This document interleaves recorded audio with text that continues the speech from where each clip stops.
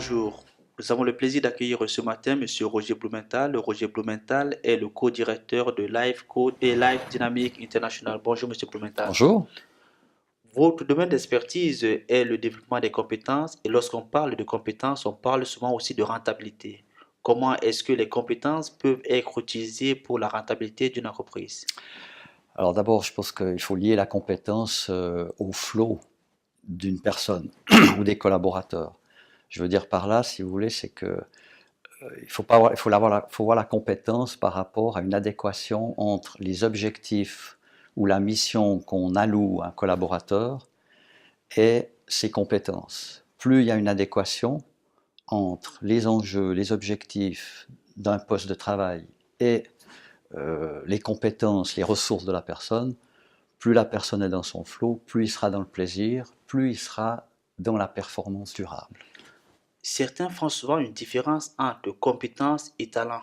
Est-ce que d'après vous, il y a une différence? Alors pour moi, il y a une différence, si vous voulez, c'est que je dirais ceci, la compétence est un savoir-faire maîtrisé et le talent est un potentiel qui n'est pas encore développé en compétence. Autrement dit, on pourrait dire que le talent est, je dirais, un potentiel en devenir au niveau des compétences. Globalement, lorsqu'on rencontre quelqu'un, on le dit, qu'est-ce que vous faites dans la vie? On va vous dire médecin, docteur, avocat. Donc, en d'autres termes, on identifie toujours les gens à travers leur identité professionnelle. Cette identité professionnelle fait partie de quoi? De la compétence, du talent? Alors c'est souvent des préférences qu'on a au départ, parce que c'est pas un hasard, quelqu'un qui fait médecin ou qui est ingénieur ou voilà, ou vendeur, c'est pas un hasard, c'est souvent parce qu'il a une sensibilité par rapport à la culture du métier.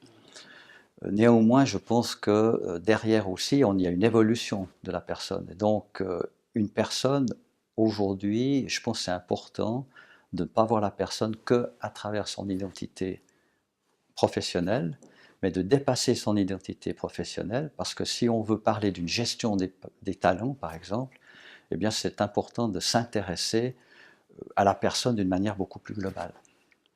La question vraiment qui tue, je pense, c'est de savoir comment est-ce qu'on peut aider une entreprise, comment est-ce que le collaborateur, le dirigeant d'entreprise peut pouvoir mieux sortir des talents au sein de son équipe. Ben oui. Ben, je dirais que s'intéresser déjà à pouvoir faire participer les collaborateurs, à développer beaucoup plus le leadership partagé, par exemple, au sein de l'entreprise, solliciter les collaborateurs au niveau de l'intelligence collective, je dirais au niveau de vraiment les intéresser au développement de l'entreprise. Quand on parle d'innovation ou de créativité, c'est aussi faire participer les collaborateurs au développement, à la créativité et aux besoins de l'entreprise. Est-ce que cela implique également, c'est-à-dire comprendre son collaborateur à l'intérieur de l'entreprise, mais aussi à l'extérieur de l'entreprise? Alors moi, je pense qu'aujourd'hui, si on veut développer une vraie qualité relationnelle, je pense qu'il faut s'intéresser, par exemple, aux valeurs individuelles. Les valeurs des personnes, c'est quoi? Qu'est-ce qu'une personne a besoin pour être bien dans le travail? Donc s'intéresser vraiment à ses attentes, à ses perceptions, à ses envies, à ses rêves aussi, parce que à ses hobbies, parce que derrière ses rêves et ses hobbies, il y a souvent un talent caché qui pourrait être utile à l'entreprise. Mais est-ce que la frontière n'est pas assez mince parce que si le chef d'entreprise commence à s'intéresser aux hobbies de ses collaborateurs, est-ce qu'on ne frise pas avec la vie privée du Alors, moi, collaborateur? je pense que sans aller dans la vie privée, je pense qu'évidemment, il y a des frontières, c'est important en termes d'équilibre de vie. Il y a des frontières quand même à respecter.